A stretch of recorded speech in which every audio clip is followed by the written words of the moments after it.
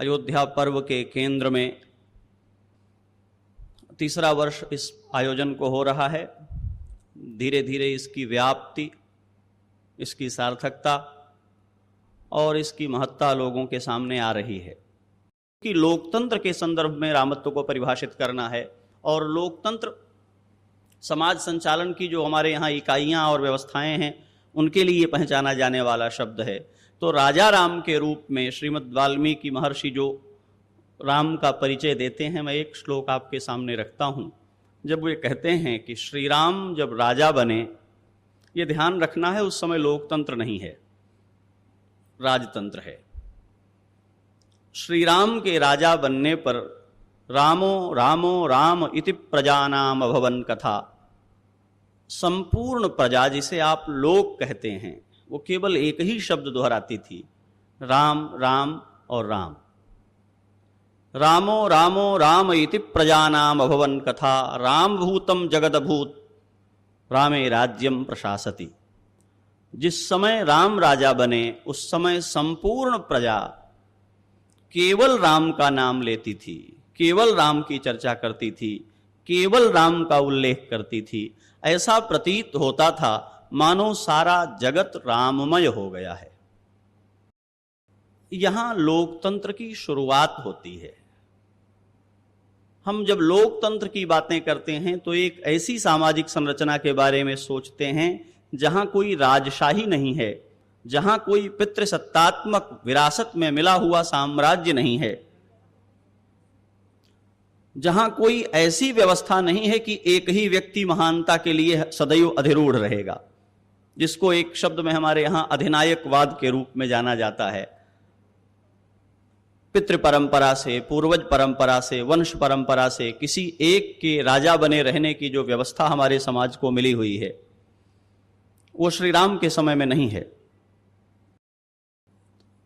लोकतंत्र का जब राम के साथ संबंध बनता है तो जो महत्वपूर्ण बात निकल कर आती है, जहां अधिनायकता प्रमाणित हो, जहां अधिनायकता सिद्ध हो, जहां पितृ परंपरा से ही व्यवस्था मिलती हो, जहां एक वंश में एक व्यक्ति को, और वह भी कुल में बड़े होने पर एक ही व्यक्ति को राजा बनाने की रूढ़ि विद्यमान हो, वहां लोकतंत्र का प्रश्न रखना सबसे चुनौती भरा काम है।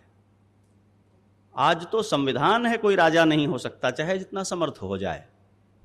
हम जिन समाजों में, जिन व्यवस्थाओं में लोकतंत्र की समीक्षा करते हैं, वहां एक संविधान लोकतंत्र के पक्ष में खड़ा होता है। उसके अपवाद कितने भी हों, किंतु श्री राम के समय में कोई संविधान लोक के पक्ष में खड़ा नहीं है। संविधान राज्य के पक्ष में खड़ा है, संविधान वंश के पक्ष में खड़ा है, संविधान वंश में भी एक व्यक्ति के पक्ष में खड़ा है, जो बड़ा होगा वही राजा होगा।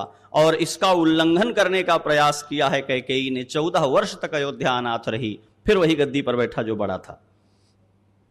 ऐसी प्रचंड रूढ़ि के बीच में राजा होकर राजतंत्र की व्यवस्था को जीते हुए जिसने लोक को राज्य से बड़ा कर दिया, वो श्री राम है। पूरा जीवन उनका। और मजे की बात यह है कि वे संविधान नहीं बदलते, मजे की बात यह है कि वे मंत्रिमंडल नहीं बदलते। क्या आश्चर्य है कि श्री राम अपने नए मंत्री नियुक्त नहीं करते। जो पिताजी के मंत्री हैं वो राम जी के भी मंत्री हैं। मंत्रिमंडल बदलने से काम नहीं होता, मन बदलने से काम होता है। राम ने ये किया। क्या करना चाहिए, नीति कहां जाएगी? राजा बदलेगा तो पुराने मंत्री रहेंगे, तो कहा हां, अगर आवश्यकता पड़े जन जन के भीतर पहुंचने की, तो श्री राम ने जो सबसे बड़ी क्रांति की वो मंत्रिमंडल के सहारे नहीं की, वो मित्र के सहारे की। अपने सहपाठी को, अपने मित्र को गुप्तचर बना करके रखा और उससे वो बात पता लगा ली समाज की जो सामने नहीं आ सकती थी। मैं कथाओं में प्रवेश करूं उसके पहले कुछ मोटी मोटी बातें जिससे चीजें स्पष्ट हो जाएं। एक बात राम की, उनका मर्यादा पुरुषोत्तमत्व है कि जब वे राजा बनते हैं तो सारा का सारा जगत राममय हो जाता है। सबके दुख के निवारक राम हैं, सबके सुख के साधन राम हैं, सबकी कामना में राम हैं, सबकी प्रतीक्षा में उनकी वांछा में राम हैं। श्रीमद् वाल्मीकि रामायण में जब दशरथ जी महाराज प्रस्ताव रखते हैं कि मेरी अवस्था हो गई है, मैं चाहता हूं कि मैं उत्तराधिकारी नियुक्त करूं, तो सारा मंत्रिमंडल, उस पर बहस की आवश्यकता ही नहीं होती, उस पर चर्चा करानी ही नहीं पड़ती, ध्वनिमत से पहले ही प्रस्ताव पर पारित कर देता है। इच्छामो हि महाबाहुम रघुवीरम महाबलम गजेन महतायांतम रामम छत्रावृताननम। महाराज, हम तो प्रतीक्षा कर रहे हैं कब वो समय आएगा जब दिव्य छत्र और चवन धारण करके हाथी पर बैठ करके राजा राम हमारे सामने से गुजरेंगे और हम उनके लिए मंगल कामना करेंगे, उनकी जय जयकार करेंगे। दशरथ जी महाराज चकित हो गए हैं, क्या मेरे राजा होने में और उसका कर्तव्य निभाने में कोई त्रुटि रह गई है? इतने उत्साह से आप राजा बदल देना चाहते हैं? क्या मैंने प्रजा के रंजन में, प्रजा की सेवा में कोई चूक की है? मंत्रिमंडल हाथ जोड़ता है, महाराज आप जैसा तो कोई नहीं हो सकता, पिता पुत्रों का पालन वैसा नहीं कर सकता जैसा आपने किया है, पर हम क्या करें, श्री राम ने अपने गुणों से हमको जीत लिया है, श्री राम ने अपने गुणों से हमको वशीभूत कर लिया है। अयोध्या का हर युवक श्री राम को अपने भाई की तरह, अयोध्या का हर पिता श्री राम को अपने पुत्र की तरह, अयोध्या की हर मां श्री राम को अपने पुत्र की तरह चाहती है। एक भी व्यक्ति ऐसा नहीं है अयोध्या में जो ये कह दे कि श्री राम के व्यवहार से हमें भी कभी कोई दुख हुआ है। लोकतंत्र का प्रारंभ सत्ता से नहीं होता, लोकतंत्र का प्रारंभ व्यक्ति के चरित्र से होता है।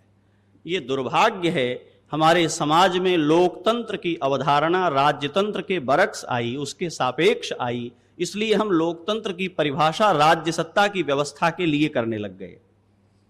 मैं ये बात बार बार दोहराता हूं, श्री राम राज्य राजा के चरित्र में निहित नहीं है, प्रजा के चरित्र में निहित है।